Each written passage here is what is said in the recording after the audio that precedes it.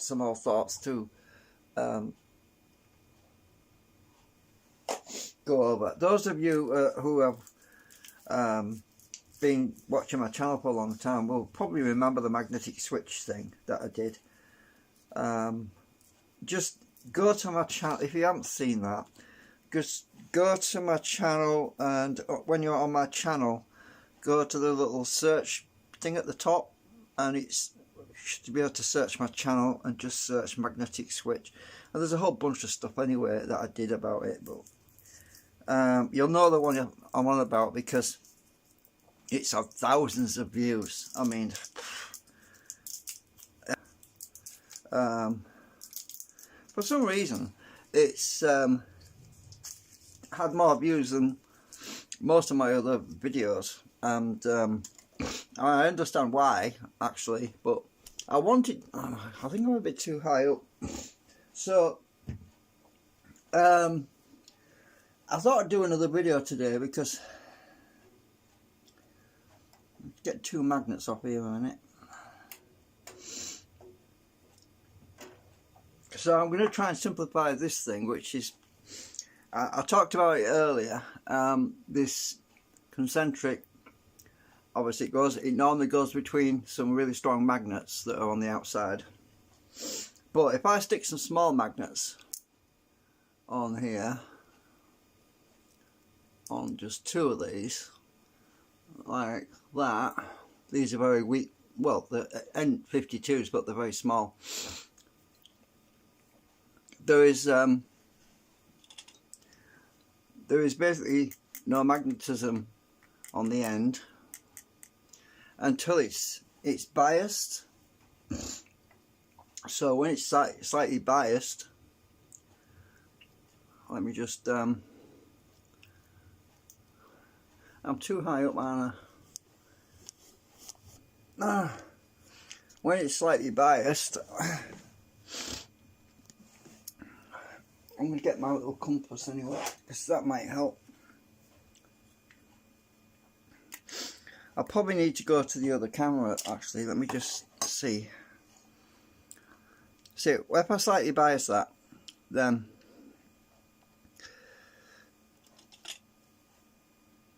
the magnet on the other, the steel ball that's cut in half on the other side will start to exhibit a small amount of flux on there. At the moment there's nothing there. Let's go a bit closer. Very weak still.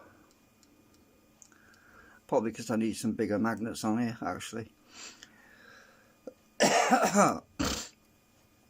Alright, so let me just go to the bigger one, because it might make it easier to show you what I mean.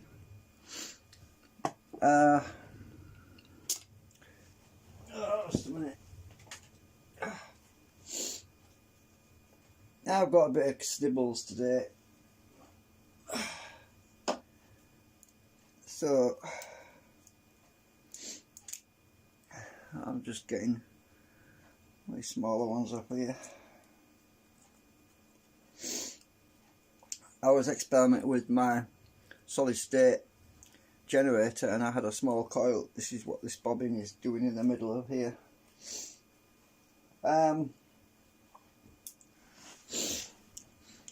Right, so I'll switch cameras. I've got the camera stand a bit too high up.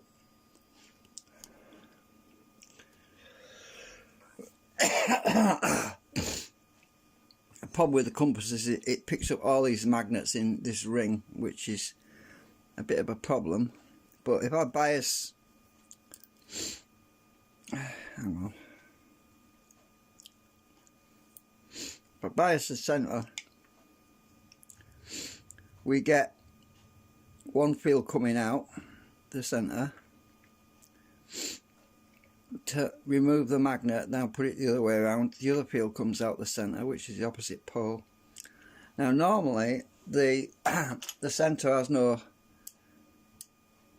magnetic field on it, but it does at the moment, look, because it's turned on. You see the amount of field that comes out is turned on. So what I was talking about earlier was a way of using that switching to short out the lens effect, so that instead of just biasing the magnets to energize the coil, which, as I previously found out, doesn't work so well, what I need to do is create a loop. And this is the other thing I want to show you, is if we create a steel ring, let's imagine we've got a piece of steel that's bent in the middle like that, and one side of the steel is, say, one side of the steel is actually got south on it, and the other side has got north on it. Then this is a bit too long to be honest with you, but if it was set up on the magnet so that one side's north and one side's south, right, and this loop is actually going inwards to round the some separate cores that come out of the middle, those cores would go directly to a bobbin, a coil on the other side to generate the power. So let me just grab that bobbin again. Right, so imagine that this bobbin is the coil and the coil is on the back of it. It doesn't take much to imagine that, and we have a bunch of cores coming out, and the original design was that we have a bunch of welding rods coming out the middle, but the lens effect is made so that we can wrap some steel around each one, to each, hang on a minute, to each pair of magnets, like so we have like a daisy, like a flower shape. So we have one there,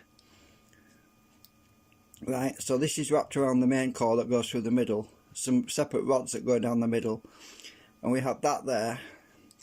Then we have another one over here, all the way around.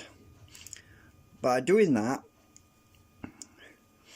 having these cores wrapped with a piece of steel, where one piece is going to one magnet and one piece is going to the other magnet, then what happens? As the rotor magnet, as the high-powered rotor magnet is passing over, instead of the lens grabbing a hold of our rotor magnet and pulling it back, then the lens will see a shorter path through the steel to one of the poles of magnets and pull on that instead of pulling on our rotor magnet. So this is the idea I had earlier tonight. I was thinking about this. I thought, hang on a minute, what if we just have a bunch of loops of steel that would all the way around here, and the lens is naturally pulling, so it'll only pull on the flux of the opposite pole, and the other pole will be will actually amplify a bit. It will actually push more, because you see, normally this pole here, let me just put that away a minute. Normally that pole here is shorting out this pole over here, right? So this pole is subtracting that pole and this pole is subtracting that pole. But when the lens is in effect, the lens is going to circumvent that a bit, because it's going to be at a higher end of the steel. So it's going to travel and pull on that field, which will allow this field to get stronger. And that stronger field is the opposite to the lens effect. So that should give us acceleration. Do you see what I'm getting at? So when the rotor is moving past, instead of it being pulled back by the lens effect is gonna, as soon as it gets past that certain point, it's going to see a bit of an acceleration instead of drag. But obviously this is going to be a bit further out. Sorry, them things are rolling about on the table. It's going to be further out because I'm going to have longer rods, like the where has it gone? I'll put it down here somewhere.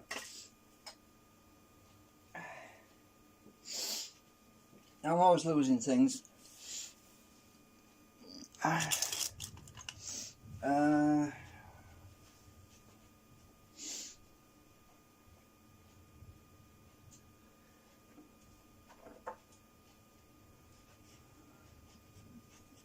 I'll just use this thing here.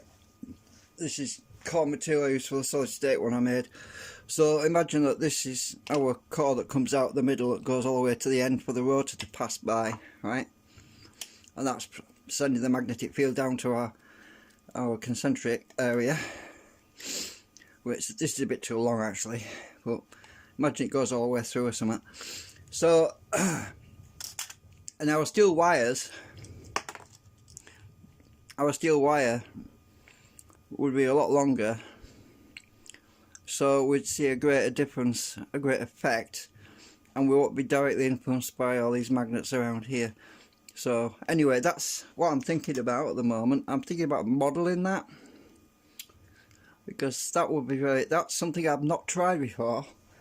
I have not done that particular design before, but that might answer some questions as to why this previous design only partially worked, because there was a certain amount of that effect going on, even though I didn't have it amplified by the actual steel switching effect, which is what we're talking about, the switch, magnetic switch method. So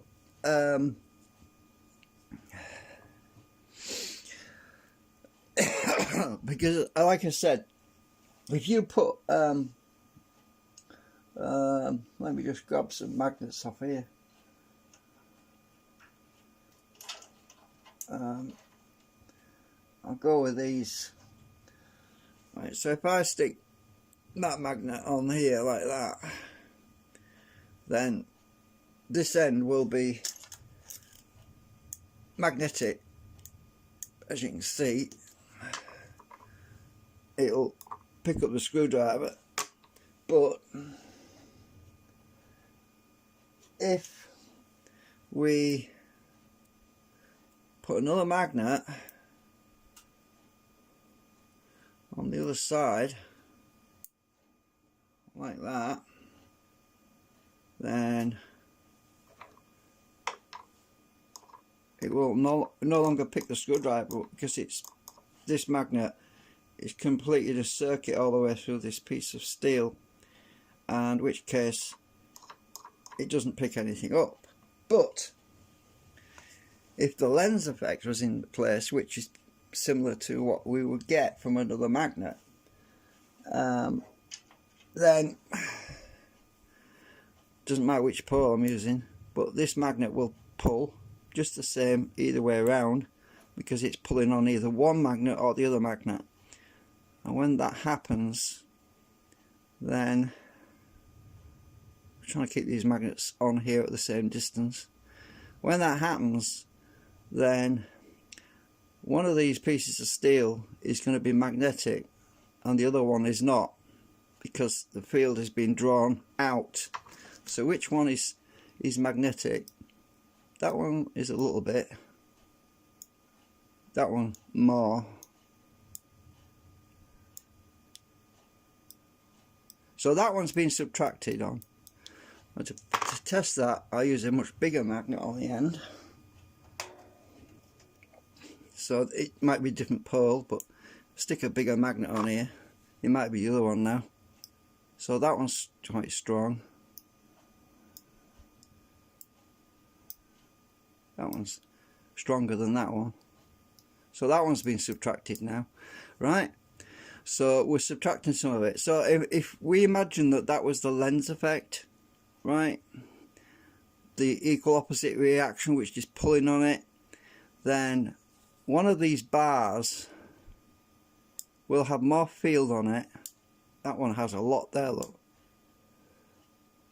And that one is a lot weaker, especially when you get close to that magnet down the end. So if I hold it like that, this one is basically completely gone, and that one is really strong. So imagine that that was the lens that's sucking all that energy from the magnet instead of from our rotor. So that's what I'm thinking. If we are drawing, if the lens is allowed to draw on that magnet instead of on our rotor, that is strong. Now let me get my magnetometer thingy-jig. Oh, I should be able to see it on here. Oh, I'm too close to all these fields. There's too many fields. Hang on, let's just see, back it out. Right, so a field there. Let's see how far. Let me come up to a real angle.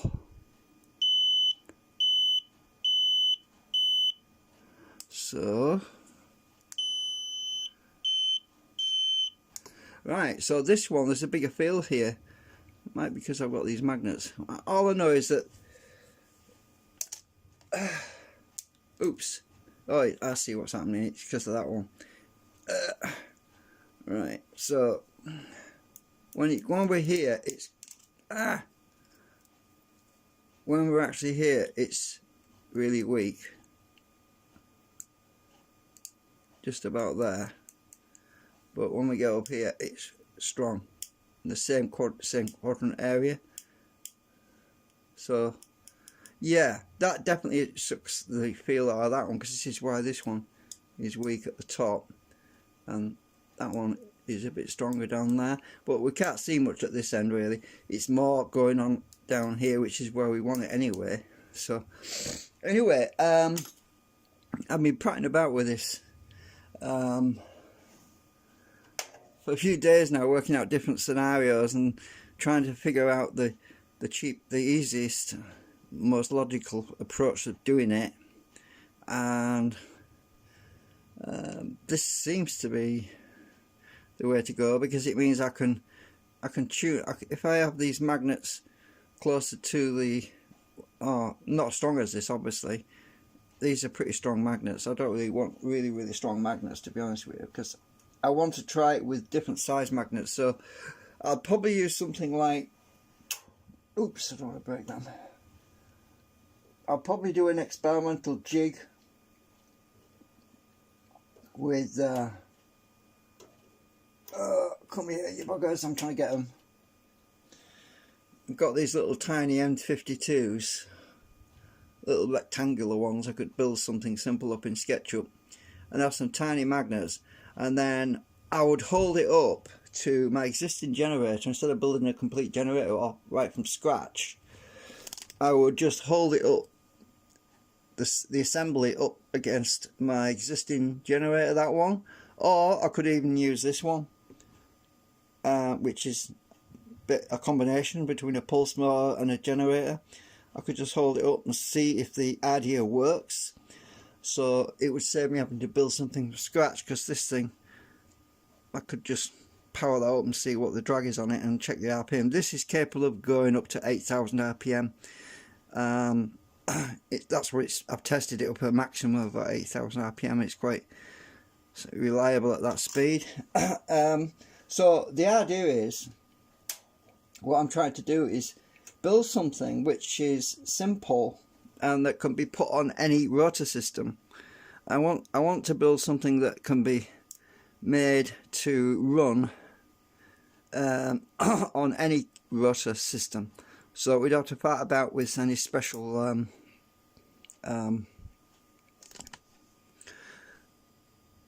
designs,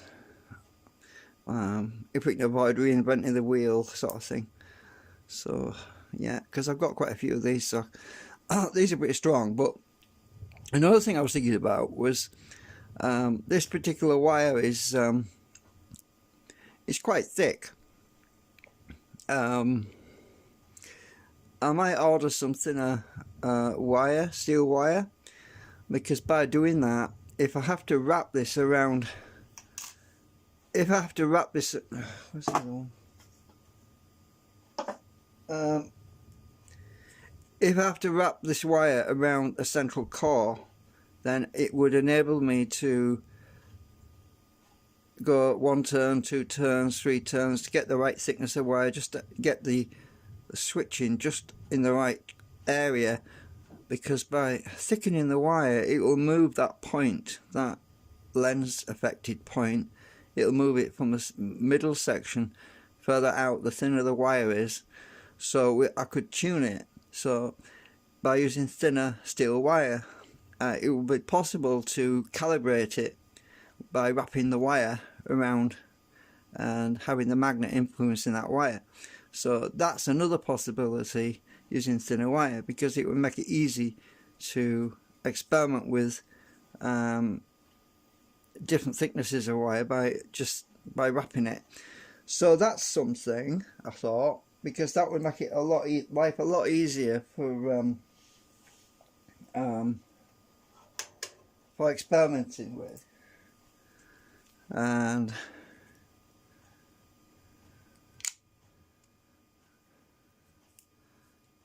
so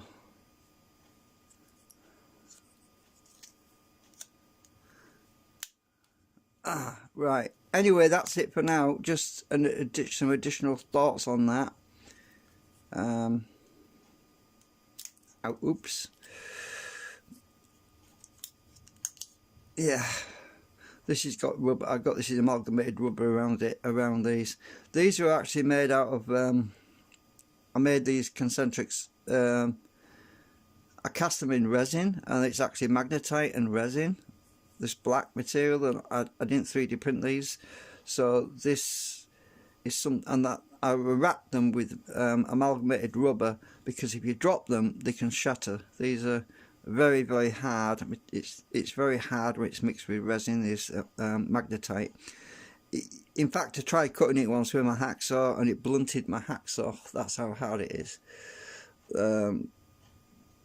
I gave one of them to a friend of mine, and he commented back to me. He said, I'll give you one thing, I'll say one thing about them, they're bloody hard. I said, I know they are. Yeah, really, really hard, because it's a magnetite that's in the resin, makes it so you can't cut it with a saw or hacksaw. You need a diamond file or something to cut this stuff, because you can't really tell because of the rubber that's on there, but I suppose I could peel a bit off. But, oh, it's too stuck now. It's been on there for a long time, but you can see the side of it anyway. So they're pretty heavy actually, with all the magnets in as well. Well, anyway, I just thought I'd mention about that. So I knew there's something to these things when I was testing with them, and I just couldn't quite get it right, and at the time I didn't figure it out, and I think now I figured it out. I think I figured out why, because something strange used to happen when the rotors were spinning. And I had one of these in the middle, there was one of these in the centre core. If I brought a magnet close to it, it would start speeding up. And if I removed the magnet, it would go back to where it was. And I'm thinking, what the hell's going on? Why is it speeding up when I bring the magnet close to it? And this was right in the middle of two rotors that were a long way apart. And I couldn't figure out why when I brought a magnet near this, which was a long way from the rotors. And then I realised it was because I was offsetting the biasing on the lensing effect. The lensing was being shifted. It was like it was being moved. If you imagine a volume control on a stereo, it was like the gain was being adjusted, but it had automatic gain, so it was centering itself again. So it was, it's like one of those situations where you turn the volume up and the audio goes back down again. You think, shit, what's going on here? And it's like it's got AGC, but it wasn't AGC. It was automatic M control, automatic magnet control, something going on there. So anyway, I later realised that the field was being attenuated, and it was very difficult. I just couldn't get it to stay where I wanted it to do, you know. Strange things going on with that, but anyway, yeah, I'm going to look into seeing actually this. I forgot. I think this is 2mm welding rod.